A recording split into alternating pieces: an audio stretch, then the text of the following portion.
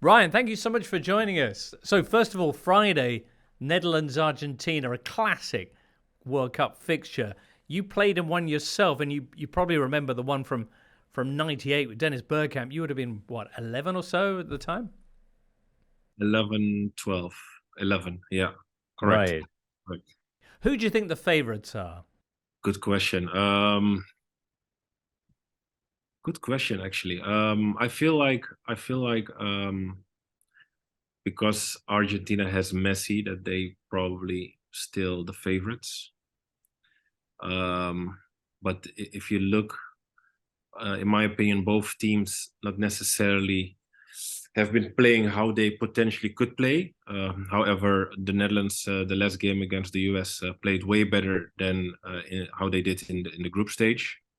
Um, yeah, I still feel like there is room for a lot of improvement on both sides. But I think Argentina will be the favorites. People have been talking a lot about Argentina and Messi, and rather less so about the Netherlands, but you've been quietly going about your business, and the win over USA in particular looked a really professional job. Now, we've seen a lot of debate in the Netherlands about whether it was okay to enjoy football played that way. Van Basten, for example, saying that the goals were nice, but everything else was worth forgetting about.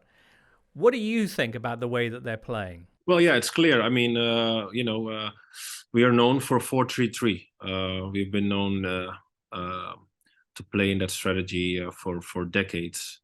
And then now you play, of course, in a different formation. It's not really typical Dutch. So, yeah, I can imagine that once things don't go well, then pundits are about to point that out. Um, but I agree. I agree. I think with the quality that they have, I also believe they are able to play much better. Um, yeah, the reasons for why it's still not really 100% comes out. Yeah, can be World Cup, maybe a little bit anxious here and there, but I feel like if you look the last game, they already have been way better. Um, and I think, to be honest, for me, Argentina will be their first real test. With all the respect, the group stages where, with in the Dutch arrogance, they expected 9 points. Right. Um, then you have America. Then the atmosphere around America, the game against America was like, oh, they are not a real football country, so that should be ours, right? And now you're gonna face Argentina, and I feel like that's gonna be the real test first to see whether they are actually ready to carry on. Louis van Gaal is such a huge figure in the world of football, and particularly, I imagine, in the Netherlands. Not always that popular, but right now, in what looks like being the final act of his incredible coaching career. In your autobiographical rap song, Open Letter, you say, Man is goed genoeg voor Louis have better zin. Danny Blind competentie told me it's better zin. What does that mean exactly? Yeah, it's a little anecdote of an experience, my truth, my reality of my little experience with Louis van Gaal personally. Um, I unfortunately never had him as coach, but yeah, the little experience that I had, the first experience that I had was he was sports director at Ajax in 2003, and that was the time where I was in the under 19s trying to fight for my first contract. And yeah, he was the director who had to officially give me that contract, and um, uh, um, funny enough, Danny Blind was my coach in the under 19s, and when I stepped in the office as a 16-year-old, Van Gaal always he's very intimidating when he has a conversation with players one on one, and he asked me like straight up, he was like, "Hey Ryan, do you believe you deserve your contract?" And the reason why he asked that question, because prior to that we had a conversation with my agent, and he told me the things that I had to improve, heading, my left feet, certain movement as a number 9, because I was playing number 9 at the time. And so I had work to do. And then half a year later, he basically asked that question: do you now feel like, did you deserve your contract? Did you feel like you improved those things? And at that time, I was top scorer in the league. I felt like I improved, most of the things that we discussed. And so I plain out said, yeah, I deserved it.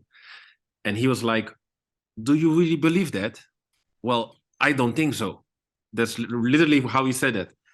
And he said, but because Danny Blind believes so much in you, you still get your contract. He said, congratulations.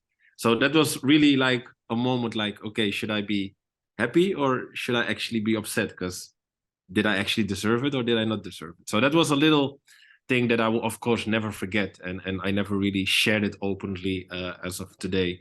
And yeah, in the song, it was a little, obviously, a lyric to kind of share a little bit of light on that topic. And yeah, it's an interesting person, Louis van Gaal.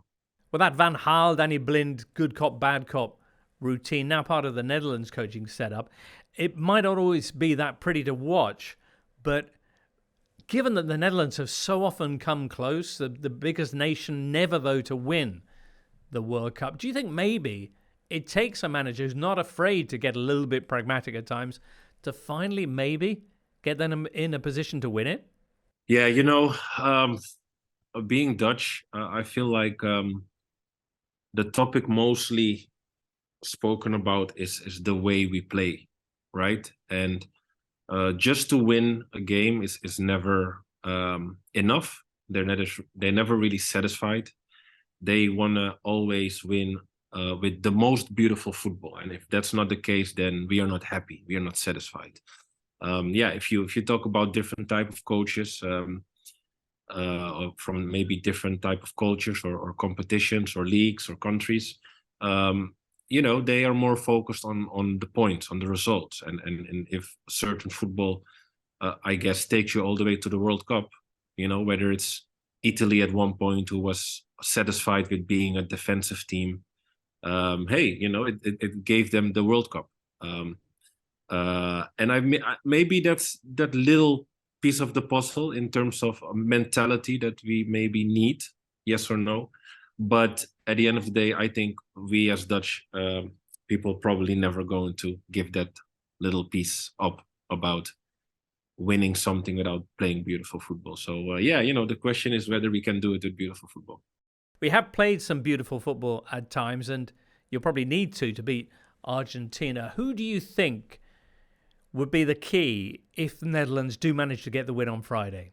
Yeah, I think it will be overall a collective performance, but I think it was good that Memphis gained some confidence in the last game. I think he was obviously struggling a little bit in the group stages, also because of his injury, and he didn't play a lot of matches. But I saw a way better performance against the United States, and of course a goal that helps him, gave him a boost.